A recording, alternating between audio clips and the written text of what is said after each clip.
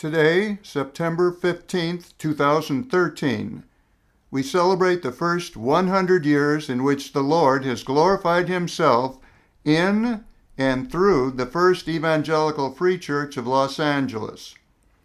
We praise God for calling out this church to participate in the ongoing task of spreading the good news about his Son, Jesus Christ, not only in the language of its Swedish founders, but also in English, Chinese, Spanish, French, and Lingala. During the last 10 decades, this building truly has become a house of prayer for all the nations. As we contemplate this unique anniversary, our thoughts travel back 100 years to the business meeting during which the Swedish Evangelical Free Church was formally incorporated. The date was September 19th, 1913, and only 14 people attended. They were Edwin Lundstrom, Martin Fleming, the brothers Paul and Alphonse Loven, A.M. and Christina Swanson, Joanna Kling, John and Frederica Benson, Hulda Charlotte Nelson, Bessie N. Olson, Gust Osterland, Arthur Hansen, and Elmer H. Lindquist, the Free Church District Superintendent, who had been assigned 8 months earlier to serve as preacher. Although listed as temporary secretary, Carl Björkman's signature was not included on the original document of incorporation because he was unable to attend. Arthur Hansen took notes as the temporary secretary. Also absent was evangelist Mrs. Sanna Osterberg, who for more than 3 years had led this little band of Swedish-speaking immigrants as they served the Lord, holding home prayer meetings as well as night evangelistic meetings on the streets of downtown Los Angeles. In fact, under Osterberg's leadership, they'd already sent out 6 missionaries to northern China before they'd even thought about starting a church. Sister Osterberg was unable to attend the first business meeting, the minutes read, because she was busy in another part of town starting another church. How and why these Swedish-speaking men and women came together at just the right moment reveals the behind-the-scenes work of God. We know from historical records and personal testimony that both Swedes and Swedish-speaking Finns immigrated from Europe to the New World in response to an economic downturn in Europe. We also know that state-sponsored religious persecution also contributed to the exodus to America.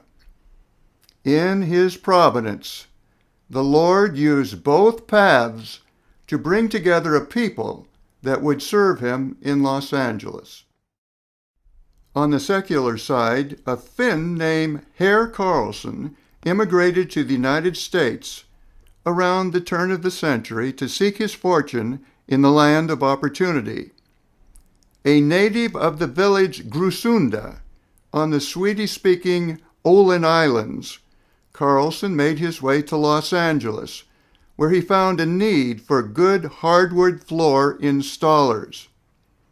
He learned the trade and then shared his good fortune by sponsoring 2 young men from Grusunda each year to come to Los Angeles. At the same time, a similar, yet entirely coincidental story was unfolding just 14 miles west of Grusunda at the village Soderby, where additional young men made their way to Los Angeles to learn hardwood floor laying as a trade. Among these young immigrants were some of the church's earliest members, including Levi Albertson, Gust Lindström, David Wenstrom, Gus Osterman, and the Loven brothers, Paul and Alphonse.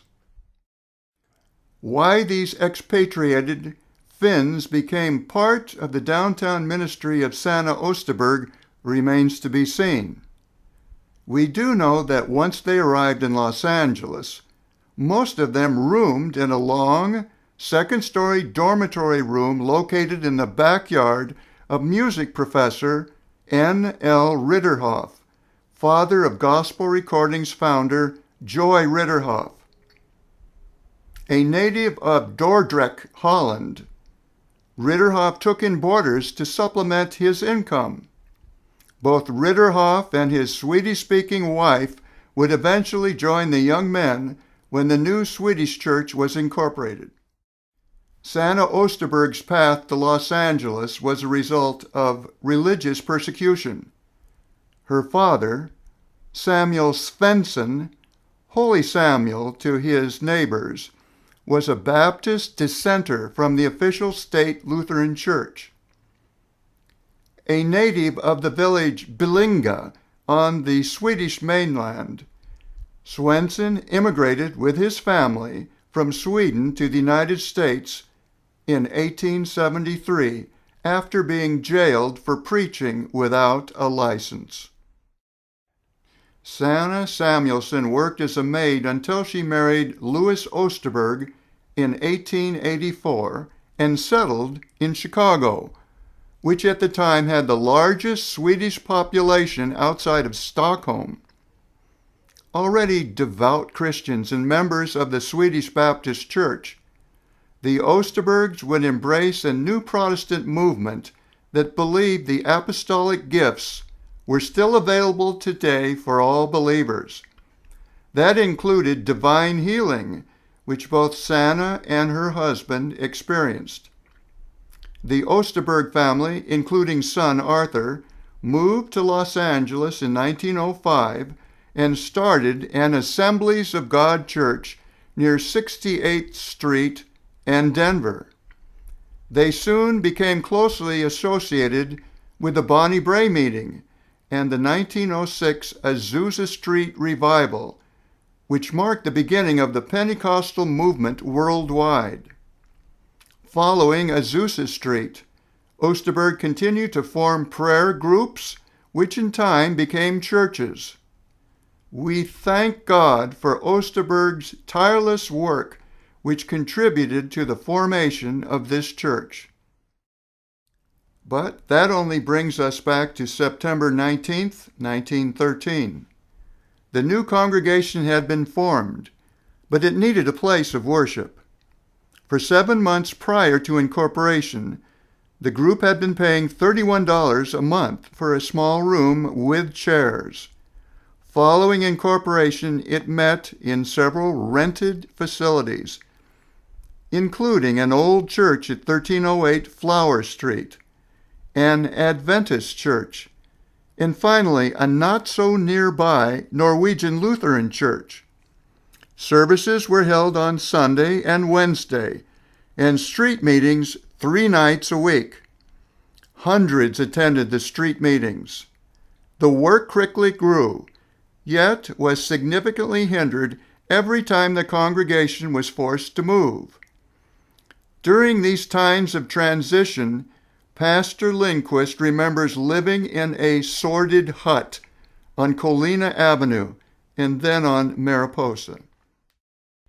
The situation became desperate in 1919, said Oscar Carlson, when the Norwegian church was sold. We cried to God for help, he said, and started looking again. Then one morning I was led up to 14th and Albany. And what did I see? A little church, and it was for sale. It was old and looked like a barn, but it could be ours for $2,500. Unfortunately, the little church occupied the back half of the lot. The front portion was owned by an association and was not for sale.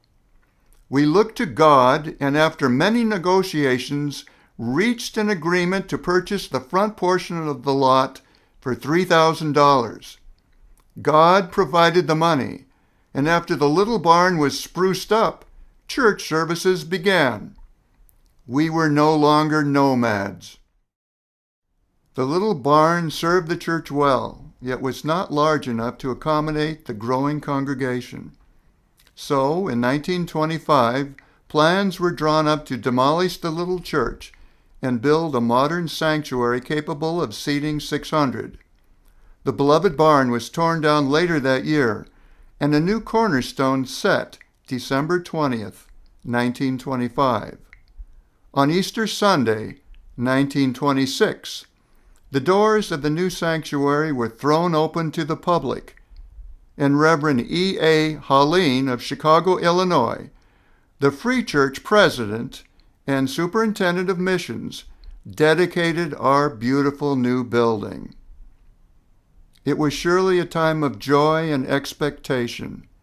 Prayer and praise arose from many hearts, praise for help obtained up to the present, and prayer that this new building might be a life-saving station for many lost souls, and that God and His Word might therein be glorified.